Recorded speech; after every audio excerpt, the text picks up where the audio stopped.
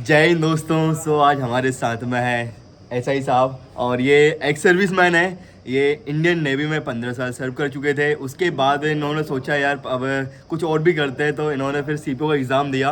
और CPO exam आप जानते हो, जैसे कि कोई भी सीजीएल का एग्ज़ाम हो, सीपीओ का एग्ज़ाम हो, उसमें भारतीय सेना, भारतीय नेवी और भारतीय एयरफोर्स के लिए वैकेंसी रिजर्व होती हैं, जिसमें 10% वैकेंसी रिजर्व होती हैं। तो उसके थ्रू ये सीआरपीएफ में सब इंस्पेक्टर बने हुए हैं। तो इनकी जर्नी जानेंगे, इनका जॉब प्रोफाइल कैसा है। अभी बीइंग सीआरपीएफ सब इंस्पेक्टर, अब इनके पास एक्सपोजर है, एक्सपीरियंस हो रखा है, तो इनको कैसा लग रहा है और उनका एक्सपीरियंस कैसा रहा है। तो सर सबसे पहले तो आप हमें ये बताइए, थोड़ा अपने बारे में बताइए आप।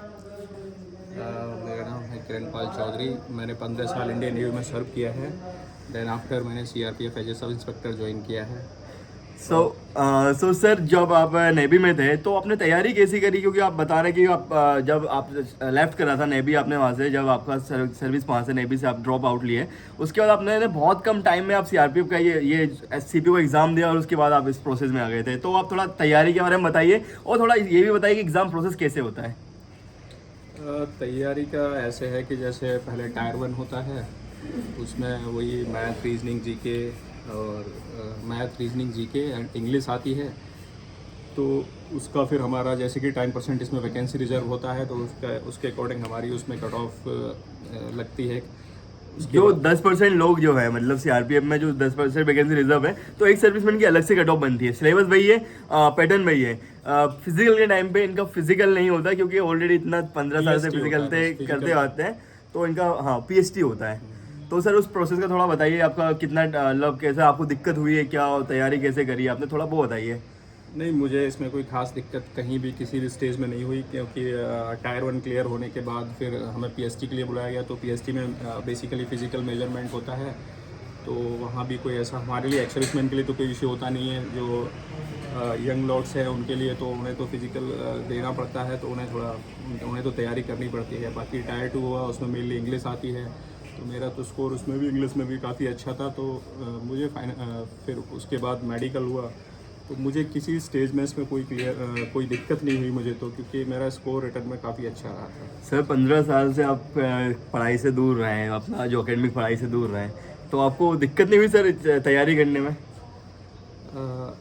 बेसिकली बात ये है कि इसका जो कट ऑफ जाता है वो अभी कंपैरेटिवली थोड़ा सा जैसे कि लो बोल सकते हैं। लो तो नहीं, क्योंकि वैकेंसी ज़्यादा था इसलिए लो लग रहा है। तो या फिर मैं मान सकता हूँ कि मेरा तैयारी का लेवल पहले से इतना सही है, इतना अच्छा है कि मुझे तो ज़्यादा दिक्कत नहीं हुई। तो आपने तैयारी कैसे करी, थोड़ा इसके बारे में बताइए। क्योंकि अब एक्स सर्विस मैन 15 साल सर्विस डबल से स्टार्ट करना, क्योंकि काफ़ी लोग डिमोटिवेट हो जाते हैं, सर हमसे पढ़ाई नहीं हो रही, ये नहीं हो रहा, वो नहीं हो रहा। तो देखिए 15 साल सर्विस करने के बाद डबल से तैयारी करके डबल से सिलेक्शन ले रहे हैं, तो कहीं ना कहीं मतलब इतनी गट्स फीलिंग और कैपेबिलिटीज आ जाती है कि आप थोड़ा उसके बारे में बताइए सर, आपने तैयारी कैसे करी। एक्चुअल में देखो, तैयारी का भाई ऐसा होता है कि तैयारी आप ऐसा नहीं कर सकते कि 2 4 6 महीने में आप तैयारी कर लोगे। ऐसी बेसिकली जो पढ़ाई की तैयारी होती है वो आपकी स्कूल टाइम का प्रिपरेशन होती है। आपकी थ्रू आउट जो सर्विस आपने किया है उस टाइम भी आप पढ़ाई के टच में रहते हैं जी। तो वो चीज़ है कि वो फिर हमारे लिए बेनिफिशियल साबित होती है।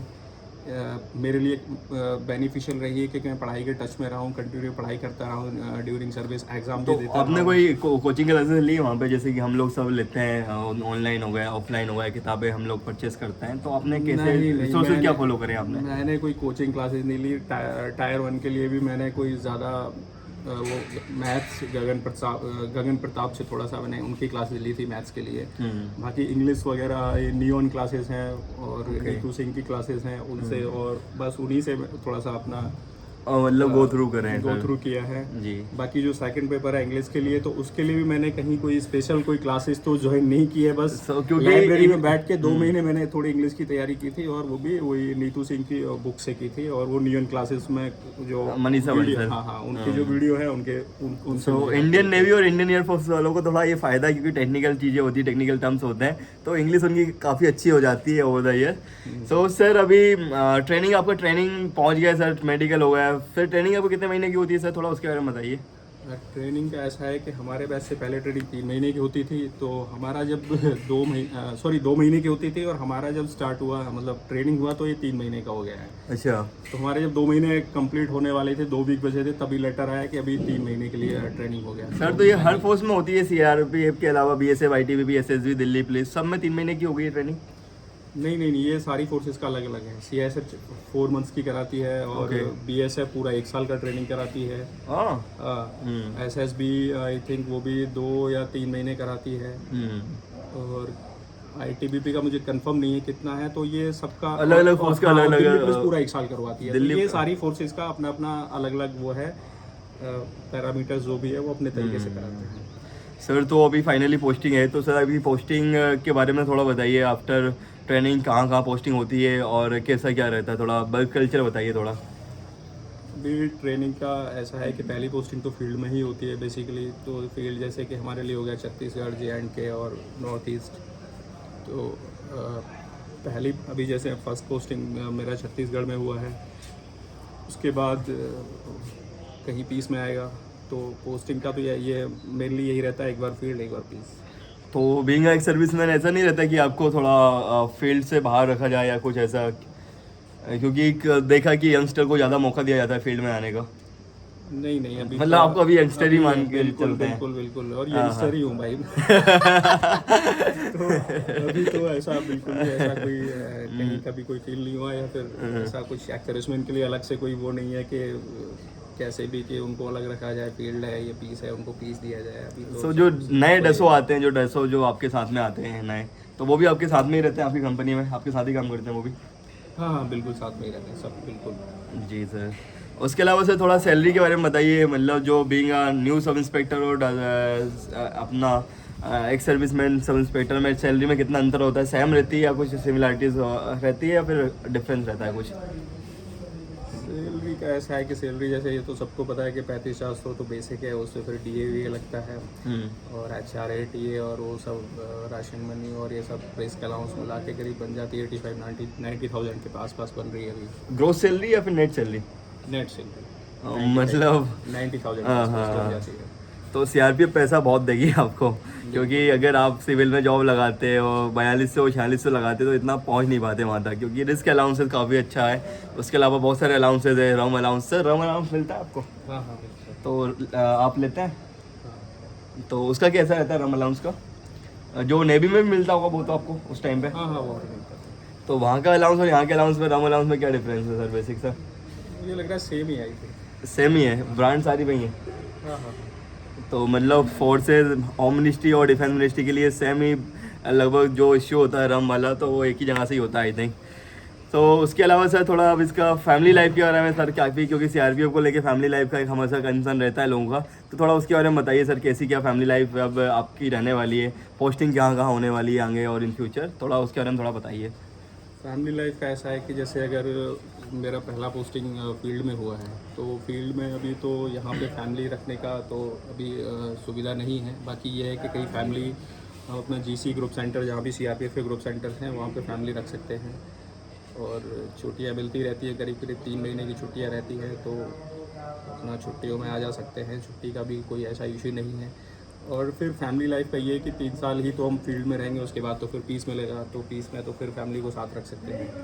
तो मुझे तो नहीं लगता कि ऐसा कोई बड़ा इशू है, क्योंकि ये तो फोर्सेज में रहता ही है कि बीइंग अ फौजी person you have to be prepared for your personal sacrifices, क्योंकि आप आर्मी नेवी एयरफोर्स में हो चाहे, क्योंकि जब आप नेवी में सर रहते थे तो शिप पे जाते थे, तो शिप पे जाने के बाद आना भी बड़ा मतलब काफ़ी टाइम बाद, लंबे टाइम बाद 3 आते महीने होंगे। के लिए हम भी सेलिंग के लिए जाते थे। तो वहाँ पे वो भी फिर भी फैमिली से दूर, वो कहने को लगता है कि वो फैमिली शायद मुंबई में साथ रह रही है, लेकिन उनको मतलब बाहर यहाँ के लोगों को ये नहीं पता कि वहाँ से भी शिप में लोग जाते हैं, 3-3 महीने बाहर जाते हैं, तो वो भी फिर फैमिली के साथ तो नहीं रह पाते हैं। साल में मुश्किल से बहुत ही कम टाइम मिल पाता है फैमिली के साथ। सो यूनिफॉर्म सर्विस में और खासतौर से डिफेंस फोर्सेस, पैरामिलिट्री फोर्सेस में एक ये चीज़ है, और ये चीज़ मतलब रहती है, ये इस चीज़ के लिए आप मेंटली प्रिपेयर रहें जब भी आप ज्वाइन करें।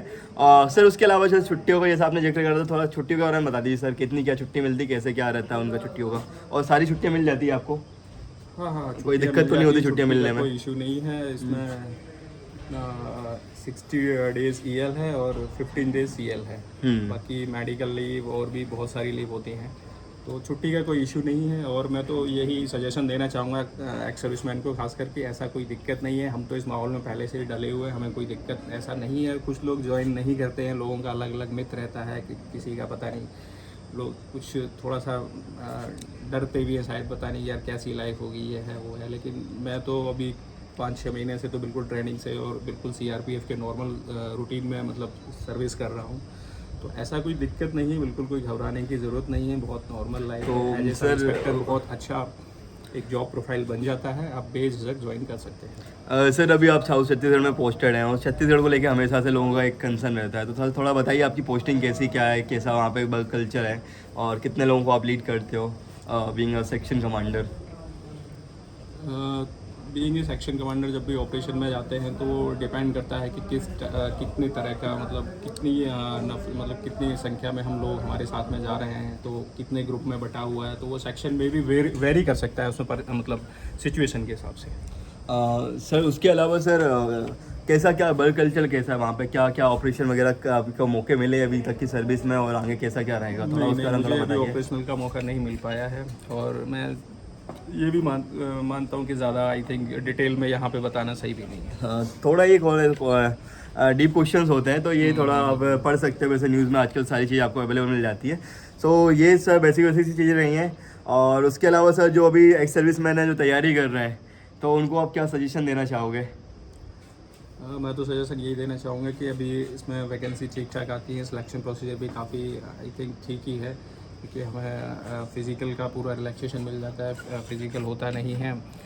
और बाकी थोड़ा बहुत अपनी तैयारी करके, अब देखो सबका तैयारी का लेवल अलग अलग होता है, कोई जल्दी कर सकता है, किसी को थोड़ा टाइम लग सकता है, बट अच्छा जॉब है, कोई दिक्कत नहीं है, रेस्पेक्टेड जॉब है, अच्छी सैलरी है एंड प्रमोशनल जो एस्पेक्ट्स हैं वो भी काफ़ी अच्छे हैं। तो मैं तो यही सजेस्ट करूँगा कि आप बेझिझक ज्वाइन कर सकते हैं। सो वंस अ फौजी इज़ ऑलवेज अ फौजी। बिल्कुल। तो thank you so much sir, काफ़ी अच्छा इंटरेक्शन रहा आपके साथ में और थैंक यू सो मच। और कुछ कहना चाहेंगे हमारे व्यूअर्स को? बस भाई तैयारी करते रहिए और मेहनत कभी बेकार नहीं जाती है, थोड़ा टाइम लगता है, हिम्मत मत हारिए, लगे रहिए, रिवीजन करिए, प्रैक्टिस करिए बार बार, मतलब आपको कामयाबी ज़रूर मिलेगी। So thank you so much sir, और ये बहुत अच्छा इंटरेक्शन रहा आपके साथ में। Thank you so much. Video आपको अच्छा लगा तो वीडियो को लाइक करें, चैनल को सब्सक्राइब करें, वीडियो को शेयर करें। Thank you so much. जय हिंद।